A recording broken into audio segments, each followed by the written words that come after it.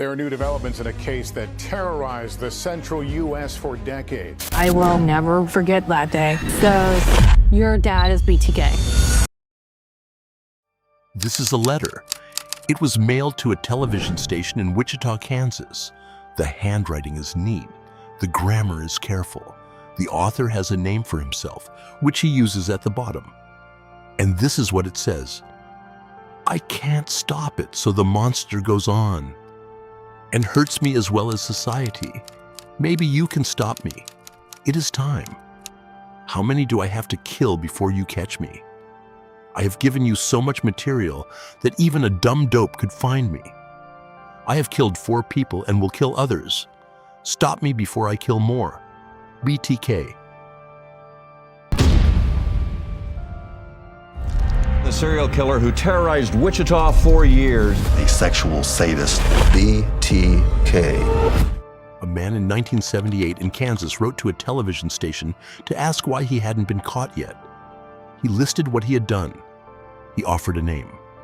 He asked to be stopped, and then he went home. To his wife, to his children, to his pew at Christ Lutheran Church, to the Cub Scout troop he was leading that season. He was not caught. He would not be caught for another 27 years. And the name at the bottom of that letter, BTK, is the single most important clue in this entire case. You just don't know what it means yet. Before we go anywhere near the crimes, I want you to hold a picture in your mind. Sunday morning, Park City, Kansas, a quiet suburb just north of Wichita. A man is getting dressed, navy blue slacks, a pressed shirt. He has a specific role at church today. He is the president of the Congregation Council at Christ Lutheran Church, an elected position, voted on by the community. He has held it for years. People trust him. He organizes volunteers, leads committee meetings. He has 2 children. He has been married since 1971. During the week, he works as a compliance officer for Park City, a municipal job where he inspects properties, issues citations, enforces ordinances. His neighbors find him a little intense about the rules, but nobody questions his commitment to the community. He is a military veteran. He has been a Cub Scout troop leader. He volunteers. He is, to everyone who knows him, completely ordinary. His name is Dennis Rader, and between 1974 and 1991, he murdered 10 people in and around Wichita, Kansas, and nobody around him had any idea. January 15, 1974, a Tuesday morning in Wichita. The Otero family, Joseph, Julie, their son Joey, and their daughter Josephine were at home when Dennis Rader cut their phone line and entered through the back door. He killed all 4 of them. Joseph was 38 years old, Julie was 34, Joey was 9, and Josephine was 11. In one morning, in one house, a family that had done nothing and known nothing was erased. Rader had been stalking Julie Otero. She had been a co-worker of his at the Coleman Company for weeks. He had not chosen the family randomly. He had selected them, watched them, planned his approach, and executed it with what he would later describe in his own words as methodical precision. She's a 25-year-old secretary, and he'd likely stalked her, getting better at his offending at this point in time. He referred to his victims in interviews and documents as projects. The Wichita Police Department had never encountered anything like it. No weapon that pointed anywhere. No motive. 4 people were killed in the same morning by someone who had entered without force and left without a trace beyond evidence of careful, deliberate action. The city was shaken, and the man who had done it drove home, went to work the next day, and said nothing to anyone. Each subsequent victim was also selected deliberately. Catherine Bright, 21, was killed in April 1974 when Rader entered her home and found her brother Kevin there unexpectedly. Kevin was shot twice but survived, the only male victim to do so. Shirley Vian was chosen partly because her house was near one of his earlier stalking routes. Nancy Fox, 25, was someone he had watched for months before entering her home in December 1977. In each case, there was preparation, reconnaissance, timing, contingency. These were not crimes of opportunity. They were crimes of organization carried out by a man who also, in the weeks surrounding these deaths, attended parent-teacher meetings and organized church committee schedules.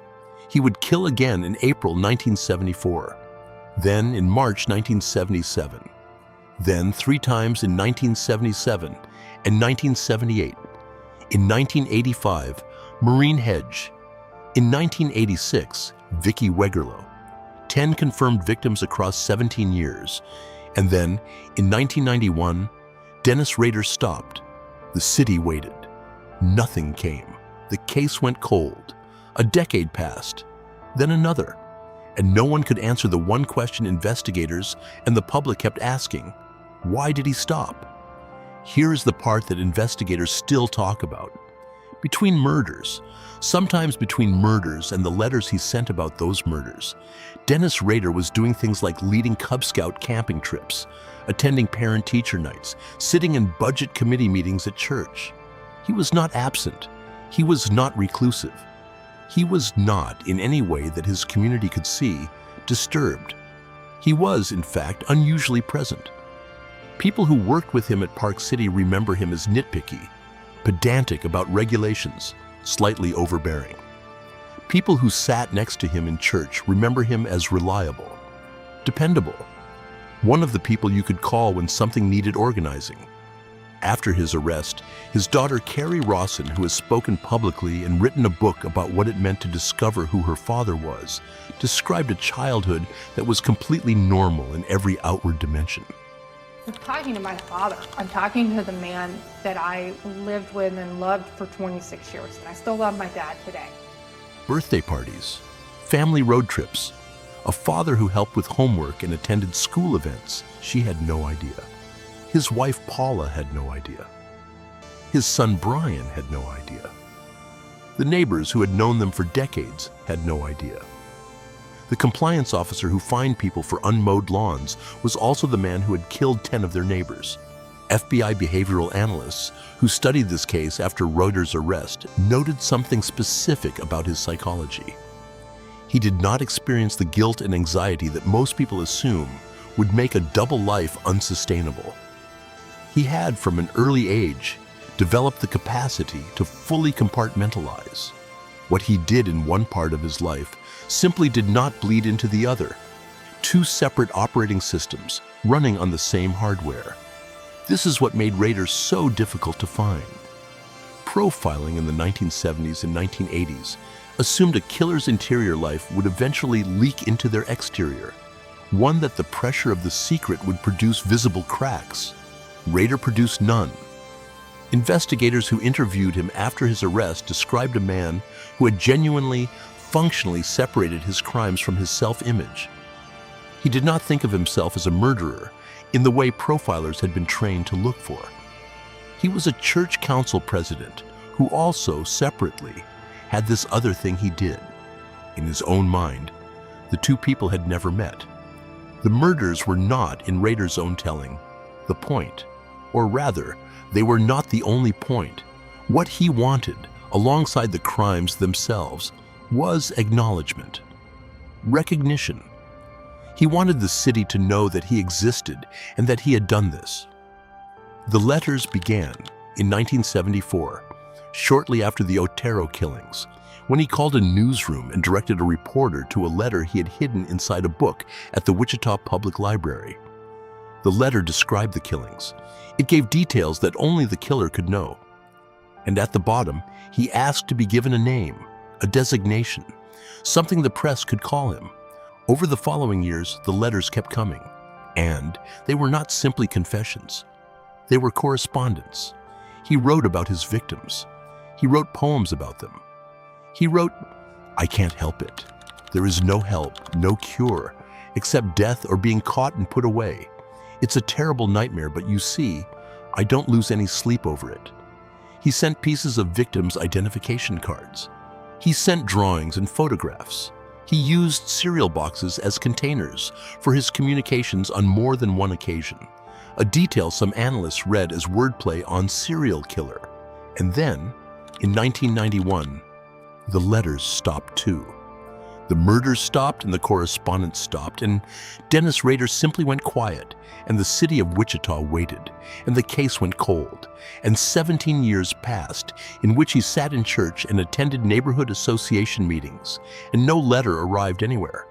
The question that had no answer in 1991 had no answer in 2000, and it still doesn't have a fully satisfying one today. What the years of silence produced was a specific kind of institutional amnesia.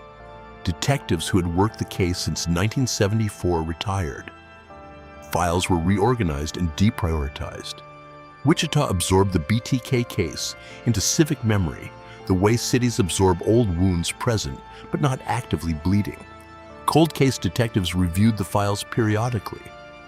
But without new communication, the investigation had nowhere to go. And Rader, watching this from his church pew and his compliance officer desk, had something he had never quite had in the 1970s.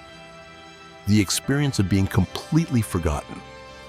Whether that suited him relief or its own particular kind of insult is one of the questions his prison interviews have never cleanly resolved.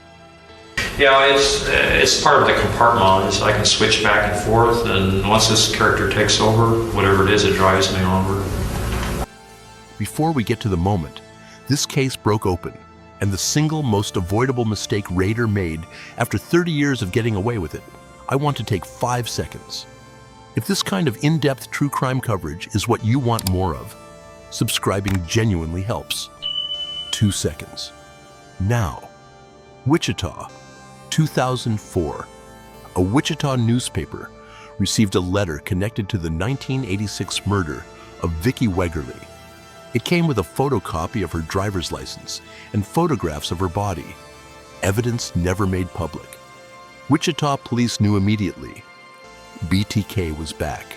After 13 years of silence, the correspondence resumed. Over the following months, a genuine back and forth developed. Rader sent packages, cereal boxes with drawings, plastic bags with photographs, dolls posed to recreate crime scenes. He was, after 13 years of silence, performing again.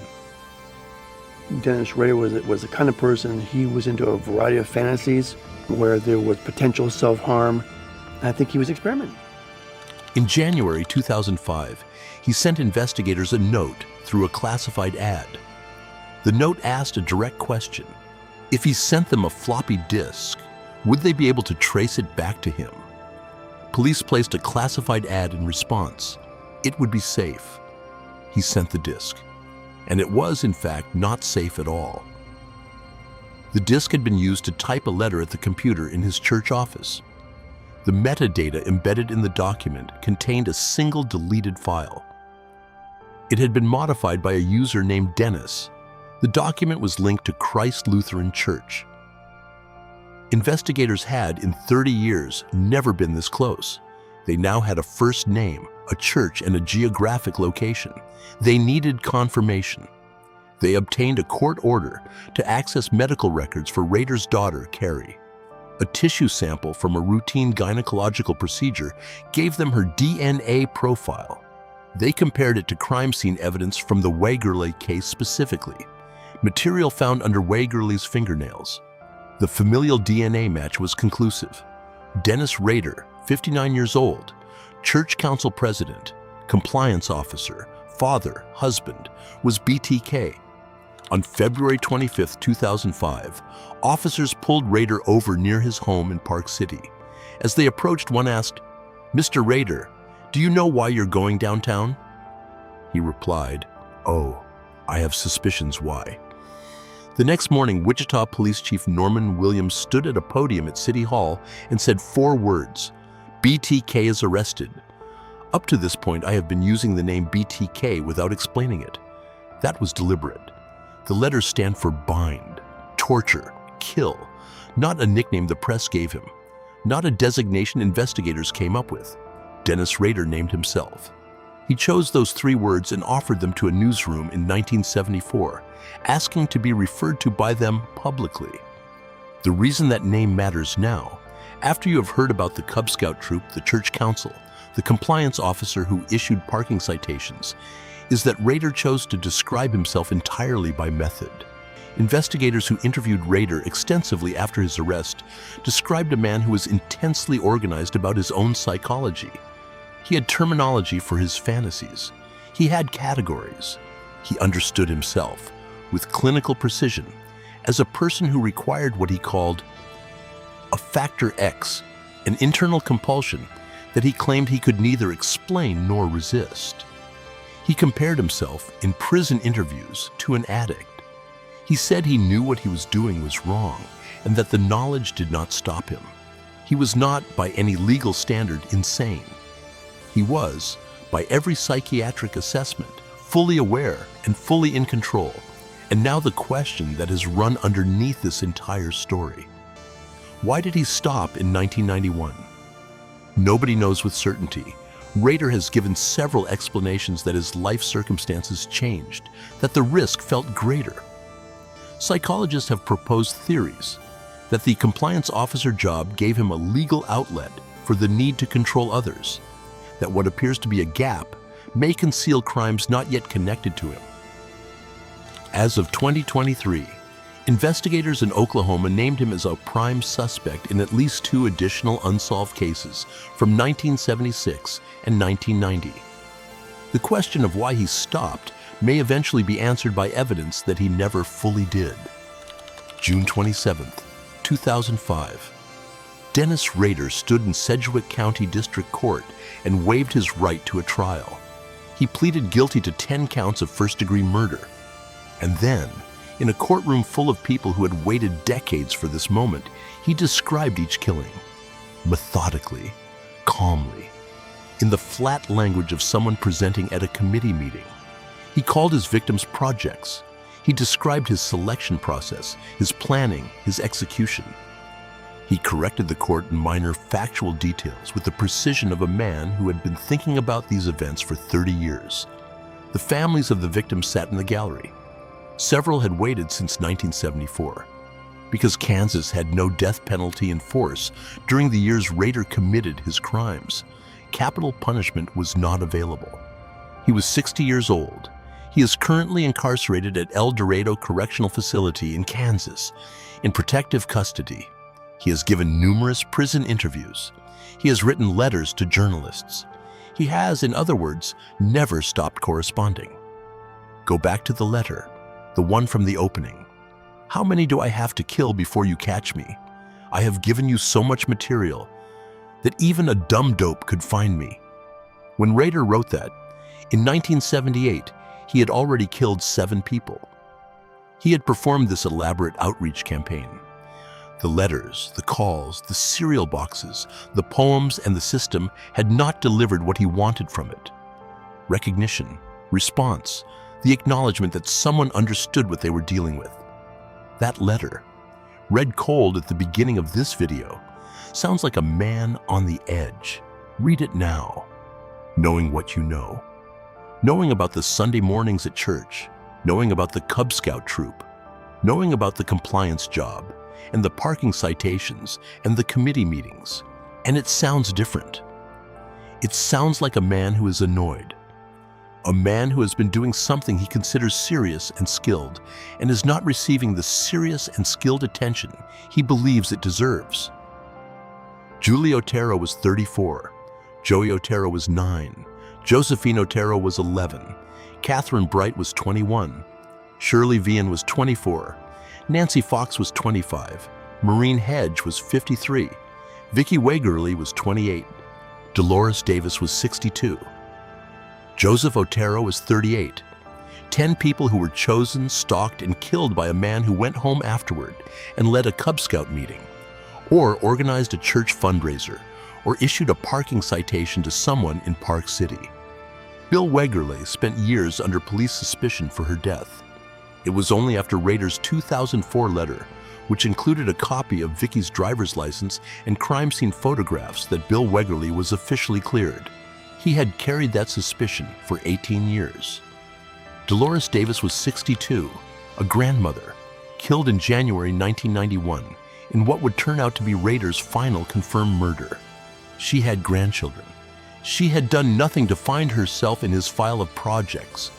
That word, the word Rader used for the people he killed, is perhaps the most revealing thing he ever said about himself.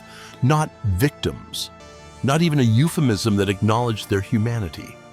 Projects, tasks. The people he called projects had names and families and lives that did not end when he decided they should.